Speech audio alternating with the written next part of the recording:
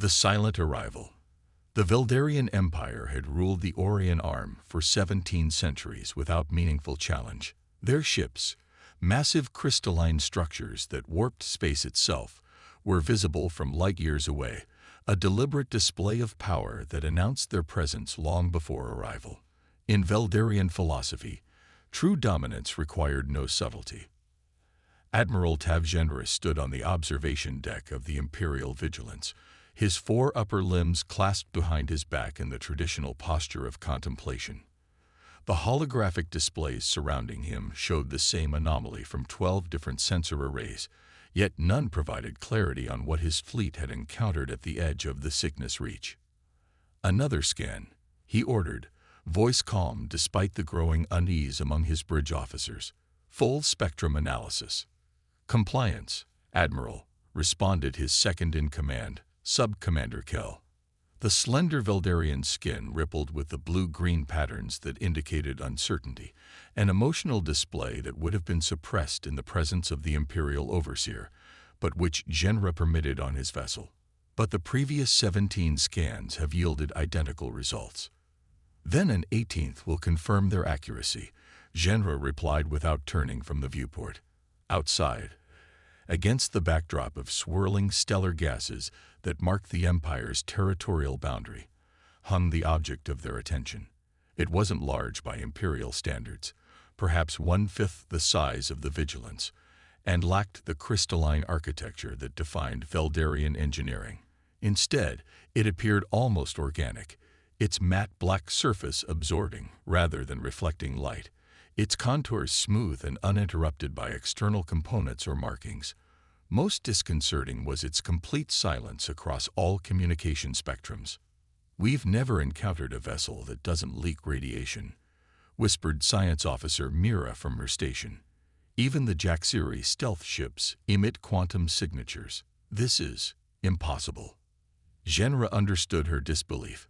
Every spacefaring species in known space announced its presence unintentionally, through drive emissions, communication signals, or the fundamental particles generated by life support systems.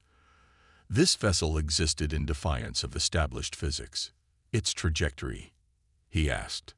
"Maintaining position at the exact boundary of Imperial space," answered the navigation officer. "It hasn't moved since detection 6 cycles ago." A deliberate positioning, then. A message, perhaps, or a challenge. "The High Council is demanding an update, Admiral," Kell reported, a message panel illuminating on his neural interface. "The Sovereign Imperator herself has taken interest." Genra's dorsal scales stiffened. Imperial attention meant expectations of swift resolution and harsh consequences for failure. "Inform the Council that we are attempting communication across all known protocols," he instructed, "and dispatch reconnaissance drones. Maintain weapons lock but take no aggressive action." The reconnaissance drones, spherical autonomous units equipped with the Empire's most sophisticated scanning technology, accelerated toward the mysterious vessel. On the tactical display, Genra watched as they surrounded the silent ship, bathing it in analytical frequencies. "Admiral," called Science Officer Mira, her voice tight with suppressed excitement. "We've identified markings on the hull. They're linguistic characters." The main view screen shifted, displaying a magnified section of the vessel's hull. There, barely visible against the light-absorbing surface, was a series of symbols. "TE or a silent horizon," Mira translated through the linguistic database. "And beneath it, this appears to be a stylized representation of a planetary system." Genra felt a chill across his neural pathways. Terra. Earth. The human homeworld. A murmur spread across the bridge. Humans were known to the Empire, of course, but as a primitive species, barely space-capable, confined to their solar system by rudimentary propulsion technology. The Imperial Survey of Earth, conducted 3 centuries ago, had designated humans as a Level 2 civilization, potentially useful for resource extraction, but generations away from becoming even regionally significant. "This cannot be human technology," stated Kell with absolute certainty. They were using chemical rockets when last assessed. This vessel indicates minimum level 8 advancement. Yet it bears their markings, Genra countered, and sits precisely at our border. Neither accident nor coincidence. The bridge fell silent as the implications settled over the assembled officers. For a level 2 civilization to advance to level 8 in 3 centuries was unprecedented. If verified, it would represent the most significant intelligence failure in Imperial history. New development, announced the sensor officer. The vessel is changing. On the display, the silent horizon began to transform. What had appeared as solid hull now shifted, sections rotating and reconfiguring without visible seams or mechanisms. Within moments, the ship had altered its configuration entirely, now presenting a more angular profile with what appeared to be sensory arrays extended toward the Veldarian fleet. "It's scanning us," Mira confirmed, her monitoring stations flashing with incoming data patterns. "Comprehensive analysis across all spectrums. Our countermeasures aren't blocking it." Another impossibility. Veldarian encryption was impenetrable, their counterintelligence systems, the envy of the galactic community. Yet this vessel, this supposedly human vessel, was bypassing their defenses as though they didn't exist. "Admiral," called the communications officer, "we're receiving a transmission. Audio only, originating from the vessel." Genra straightened to his full height, dorsal plumes extending in the unconscious dominance display of his species. "Play it." The bridge speakers activated, and a voice filled the command center, speaking perfect High Veldarian, with the precise tonal modulations of imperial aristocracy. "Greetings, Admiral Tav Zenra of the Veldarian Empire. The Terran Confederation acknowledges your presence and requests clarification of your intentions toward our exploratory vessel." The bridge erupted in astonished exclamations. Not only had the humans built technology beyond imperial understanding, but they knew Genra's identity, spoke his language, and understood Veldarian command structures. The strategic implications were staggering. "Open response channel," Genra ordered, fighting to maintain his composure. "This is Admiral Genra. Your vessel has approached Imperial territory without authorization. Identify yourself and state your purpose." A pause. Then, "This vessel maintains position in neutral space, Admiral, as defined by the Galactic Charter of Non-Interference, a document your empire signed 8 centuries ago, though you've violated its terms 73 times in the past decade alone." Genra's secondary hearts accelerated. The human wasn't just knowledgeable. They were accusatory. And correct, which was far more disturbing. "You claim to represent Earth," he continued carefully. "Our records indicate humans possessed no technology capable of interstellar travel." "Your records," the voice replied with what sounded almost like amusement, "are outdated." Before Zenra could respond, Science Officer Mira called out in alarm. "Admiral, the reconnaissance drones. They're gone." The tactical display confirmed her report. All 12 Imperial drones had vanished simultaneously, without destruction signatures or debris. "The human vessel didn't fire," the weapons officer reported, confusion evident in his voice. "There was no energy discharge, no observable action at all." "They're now inside our sensor array," Mira continued, her fingers dancing across control surfaces. "Somehow transmitted whole into our network, and they're accessing the central database. Impossible technologies, impossible knowledge, and now impossible actions. In 17 centuries of imperial dominance, nothing like this had occurred." "Cybernetic countermeasures," ordered Genra. "Full spectrum." "Deployed," reported the security officer. "But ineffective. The drones have integrated with our systems. They're not attacking our control protocols, they're simply ignoring them." On the main display, data files began opening and closing at speeds beyond organic comprehension. The drones, or what had once been drones, were accessing Imperial knowledge at a rate that would require years for conventional analysis. "Admiral," said Kell urgently, "the High Council is demanding immediate action. The sovereign imperator has authorized lethal force. Genra hesitated. The strategic calculus had shifted beyond recognition. If humans possess technology that could transmit matter through secured systems, neutralize imperial countermeasures, and access protected data at will, what else might they be capable of? If these humans intended harm, he reasoned aloud, they could have transmitted their technology directly into our drive systems or life support. They want information, not conflict. We cannot allow this violation, insisted Kel, his skin now pulsing with the crimson patterns of aggression.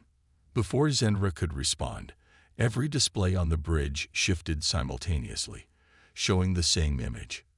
A complete star map of Veldarian Imperial territory, with dozens of points illuminated in steady blue light. What are we seeing? Genra demanded. Those are... Mira's voice faltered. Admiral, those are locations of silent vessels identical to the one before us, all within Imperial space, all previously undetected. The bridge fell into stunned silence. If the display was accurate, human ships had penetrated the heart of Imperial territory without triggering a single alarm. The strategic implications weren't just concerning. They were catastrophic. The communication channel activated once more, the human voice now addressing the entire command staff. The Terran Confederation has maintained observation posts throughout this region for 73 years. We have watched, learned, and waited. Your attention to our boundary vessel indicates you are finally ready for formal contact. A pause, heavy with implication. Admiral Genra, you now face a choice that will determine your empire's future. The silent horizon has arrived. What lies beyond it depends on you. As if to punctuate this declaration, the mysterious vessel before them began to glow with soft blue light, revealing an intricate network of patterns across its surface that had been invisible before, patterns that matched, with perfect precision, the sacred geometries of ancient Veldarian religious texts that describe the arrival of judgment. Genra felt the weight of 17 centuries of imperial history pressing upon his shoulders. Everything the Empire believed about its place in the universe had just been called into question by a species they had dismissed as irrelevant. The silent horizon, indeed. The Empire awakens. 3 days after the encounter at the Cygnus Reach, Admiral Genra found himself in an unprecedented position, defending his decision not to open fire on the human vessel to the assembled High Council of the Veldarian Empire. The silent horizon presented no direct aggression. Genra maintained, standing at the center of the circular chamber, a massive amphitheater carved from a single asteroid of pure crystalline selenium. Above him, arranged in concentric rings, sat the 900 counselors who governed the 17,000 worlds of the Empire. Attack would have been strategically unsound given our incomplete understanding of their capabilities.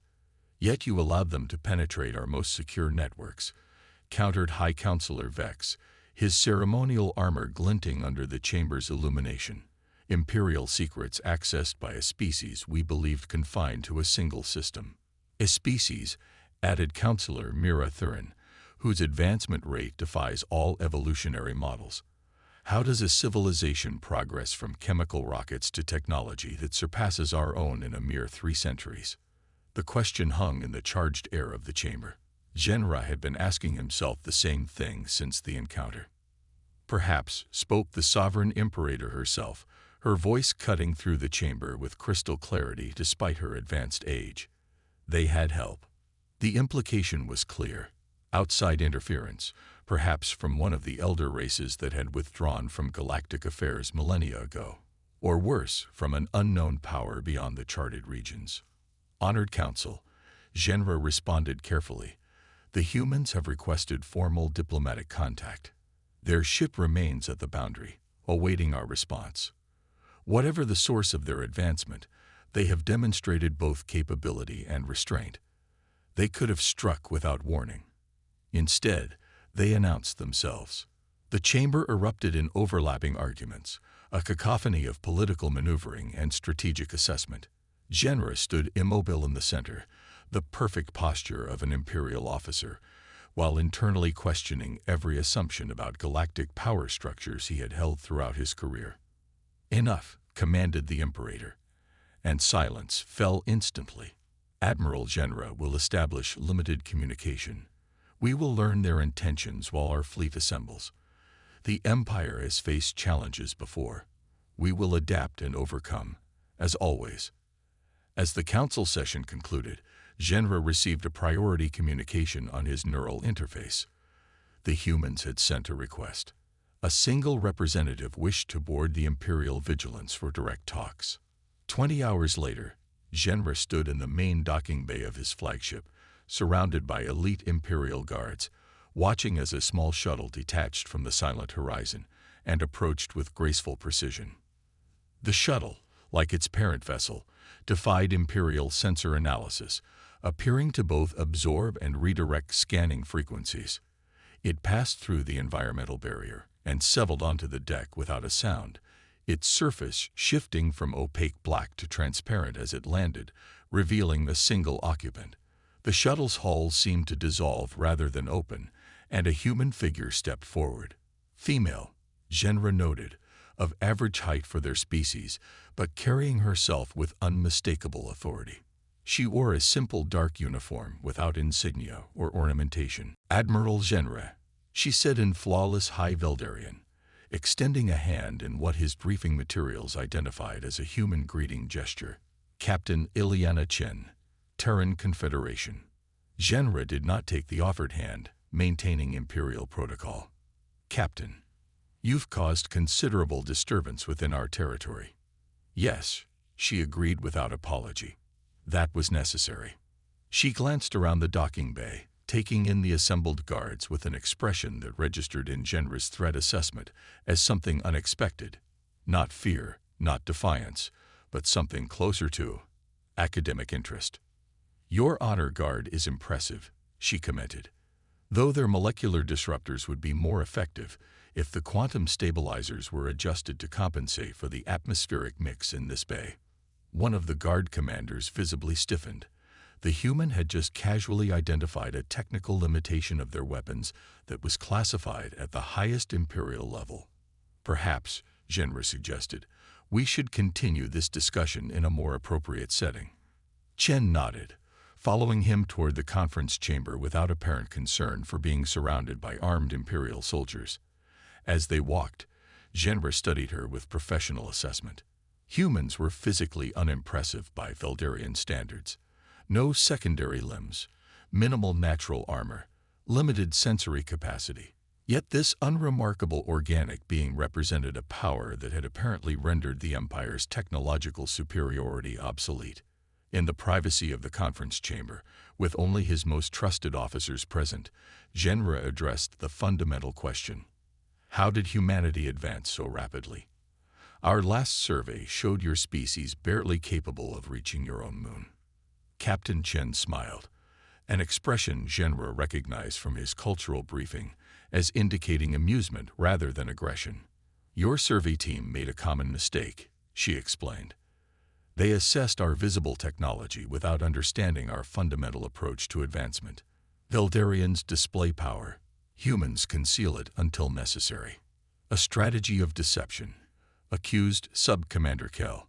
"A strategy of survival," Chen corrected. "Earth's history taught us that visible power attracts challengers.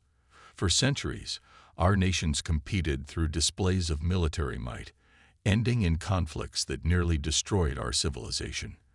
When we unified and looked to the stars, we chose a different path." She made a simple gesture with her hand, and above the conference table appeared a holographic display, generated without any discernible technology, showing the progression of human space development. "While your observers saw our public space agencies using chemical rockets, our true advancements occurred in secret. We developed gravity manipulation in 2047, matter transmission in 2103, and consciousness-directed technology in 2189. The visible and the actual followed entirely separate trajectories." The display showed two lines of development, one progressing at the expected rate for an emerging species, the other accelerating exponentially beyond all predictive models. Consciousness-directed technology. Questioned Science Officer Mira, professional curiosity overcoming imperial protocol. The ability to interface neural patterns directly with quantum fields, Chen explained. Our ships aren't piloted or controlled in the conventional sense. They're extensions of their operators' minds. The Silent Horizon doesn't have systems to hack or overrides to exploit. It responds to thought. The implications stunned the assembled Veldarians. Their civilization, for all its achievements, remained fundamentally mechanical. Advanced, certainly, but bound by the separation between organic consciousness and technological function. Why reveal yourselves now? Genra asked the question that mattered most. If concealment served you well, what changed? Captain Chen's expression shifted to something more solemn. Because the galaxy is changing, Admiral. There are threats awakening beyond the rim that neither humans nor Veldarians can face alone. We've monitored your empire for decades, watching you expend vast resources maintaining dominance over already subjugated worlds, while ignoring the darkness growing at the edges. What threats? Demanded Kel. Our intelligence networks span the known galaxy. Known being the operative limitation, Chen replied. 17 months ago, one of our deep space monitoring outposts went silent. Then another. Then 7 more. We tracked the pattern to its source and found something ancient and vast stirring in the spaces between galaxies. She raised her hand again, and a holographic display shifted to show astronomical data and complex mathematical models. We project 43 years before first contact with Imperial territory. Less if they accelerate their current trajectory. Genra studied the data with growing concern. If accurate, it showed an expansion pattern consistent with a coordinated, intelligent force moving methodically across vast distances, a force operating on a scale that dwarfed even the Veldarian Empire. You expect us to believe this conveniently timed revelation? Kel challenged. A mysterious threat requiring cooperation between our civilizations, just as we discover your hidden advancement. Believe what you wish, Sub-Commander, Chen responded calmly. Humanity doesn't require your validation, but we would prefer your partnership. We've faced extinction-level events before and understand that survival often requires setting aside pride.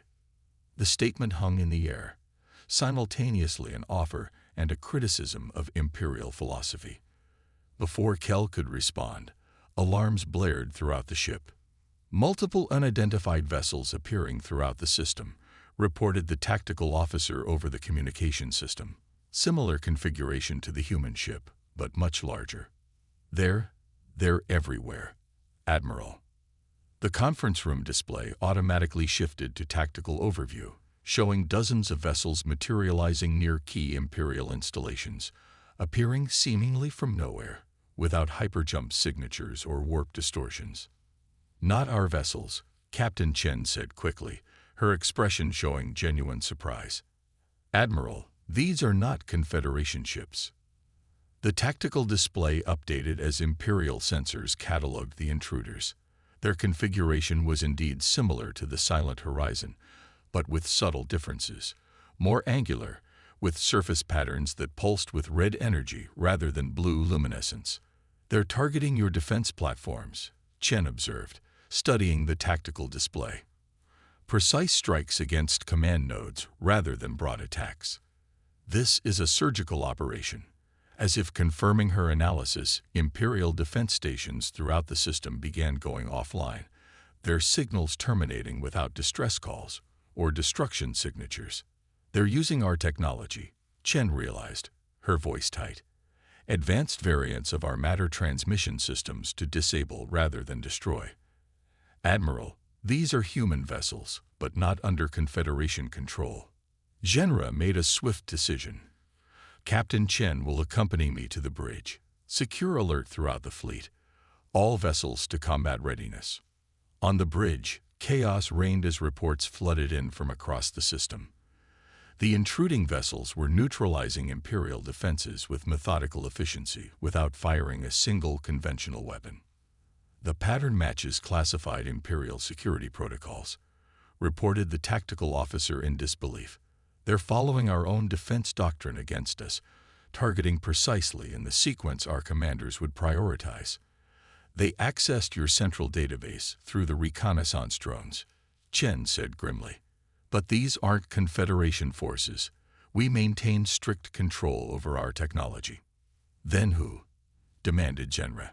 During our unification, not all human factions agreed with our approach, Chen explained quickly. A group called the Ascendancy believed humanity should use our advancements to establish dominance rather than pursue cooperation. They separated from Earth 30 years ago, taking stolen technology. We've been searching for them since. The tactical situation deteriorated by the moment. Imperial vessels attempting to engage the intruders found their systems compromised, weapons failing to fire, engines powering down. The mighty Veldarian fleet, terror of 1,000 star systems, was being systematically neutralized without a shot fired. Your ascendancy seems to share your technological capabilities, Genra observed grimly. The Foundation, yes, but without our ethical constraints, Chen replied. Admiral, I need direct neural interface with your systems. The Confederation built countermeasures against these techniques. It was an unprecedented request. Giving an alien direct access to Imperial command systems violated every security protocol in existence. Yet the alternative seemed increasingly to be complete defeat. Proceed, Genra authorized, ignoring Kell's immediate protest. Captain Chen placed her palm on the command console. For a moment, nothing seemed to happen. Then the ship's lighting shifted subtly, and the tactical displays stabilized. I've isolated your core systems and established quantum-locked communication with the silent horizon, she explained. The Ascendancy can't penetrate that link. The main view screen activated, showing the human face. Male, with features set in cold determination. Captain Chen, he greeted without warmth. The Confederation's pet diplomat, playing savior to the very empire you should be conquering. Director Kane, she replied evenly. Still practicing the same tired philosophy of dominance. History has proven it unsustainable. History is written by victors, Kane responded. And today, the Ascendancy will claim the most significant victory since humanity reached the stars. The Veldarian Empire will acknowledge human supremacy or face technological extinction. Genra stepped forward. I am Admiral Tav Genra of the Imperial Fleet. Your attack on sovereign territory is an act of war. Kane's expression showed only contempt. Your empire has committed countless acts of war against less advanced civilizations. Today, you face the consequences of your own philosophical model. The strong dominate the weak. We are simply stronger. Chen intervened. Director, the external threat is real. The Confederation has confirmed multiple incursions. This isn't the time for internal conflicts. Always the diplomat, Kane mocked. There is no external threat, Captain. Only the story your leadership created to justify cooperation rather than conquest. The Ascendancy rejects your weakness. As they spoke, Genra noted something remarkable occurring on the tactical displays. While Chen maintained open communication with Kane, drawing his attention, the silent horizon had begun transmitting complex data patterns to the Imperial fleet, patterns that were restoring functionality to disabled systems and establishing new defensive protocols. Understanding dawned. Chen was keeping Kane distracted while her vessel implemented countermeasures. The tactic was something Genra recognized from Imperial military history. The conversational feint, an ancient technique rarely used in modern warfare. Perhaps, Genra interjected, deliberately drawing Kane's attention. Your Ascendancy has misunderstood the nature of strength. True power lies not in technological superiority alone, but in adaptive capacity.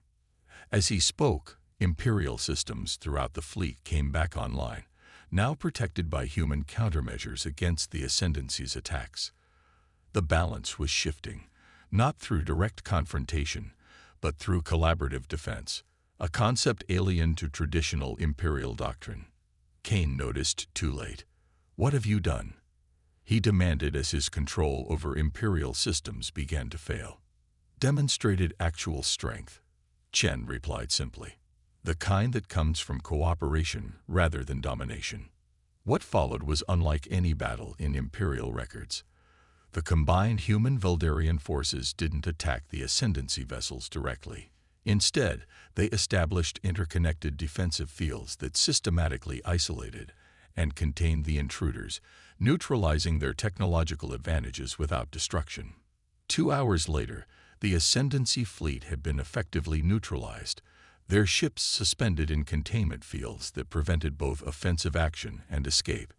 Director Kane, faced with complete defeat, had no choice but to withdraw under terms dictated jointly by the Confederation and the Empire. In the aftermath, Genera stood with Captain Chen on the observation deck of the Imperial Vigilance, watching as the Silent Horizon coordinated the secure removal of ascendancy vessels from Imperial space. "Your Confederation could have conquered us," Genera acknowledged, the admission unprecedented from an Imperial officer. "Today proved that conclusively." "And gained what?" Chen asked. Another resentful subject waiting for the opportunity to rebel. "The galaxy has seen that cycle repeat for millennia. The Confederation believes there's strength in difference, even philosophical difference." Genera considered this. "The Empire has survived 17 centuries by adapting when necessary. Perhaps this is such a time." "The threats beyond the rim are real, Admiral," Chen said quietly. "The Ascendancy's disbelief doesn't change that reality. Humanity came forward now because we need allies who can match our resolve, if not our current technology. The Veldarian Empire has something we value deeply." "And what is that?" Genera asked. "Experience," she replied simply. "You've maintained civilization across thousands of worlds for nearly 2 millennia. Humans have barely begun our interstellar journey. We have much to learn from each other." As they spoke, a priority communication arrived for Genera, direct from the Sovereign Imperator herself. The message was brief but historic. The High Council had voted to establish formal diplomatic relations with the Terran Confederation, beginning with technological exchange programs and joint defensive planning. "It seems," Genera observed, "that the Empire has done something unprecedented, acknowledged another power as an equal." "Not equal," Chen corrected with the hint of a smile. "Different, with different strengths, different perspectives, and different contributions to offer. That's the philosophy that unified Earth, not equality of capability, but equality of value." Beyond the viewport, the stars seemed somehow changed to Genera's perception. For 17 centuries, the Veldarian Empire had seen the galaxy as a territory to be controlled, a space to be dominated. Now, he found himself considering a different perspective, the galaxy as a community of diverse civilizations, each with unique contributions. The silent human vessel had indeed entered their space, and the Empire would never sleep the same way again. But perhaps that wakefulness was precisely what they needed to face the challenges lurking beyond the Silent Horizon. The Veldarian Empire was changing, adapting as it had always done to survive. And in this adaptation, Genera realized they might discover a kind of strength they had never before imagined. The strength that comes not from standing alone at the pinnacle of power, but from standing together against the darkness beyond.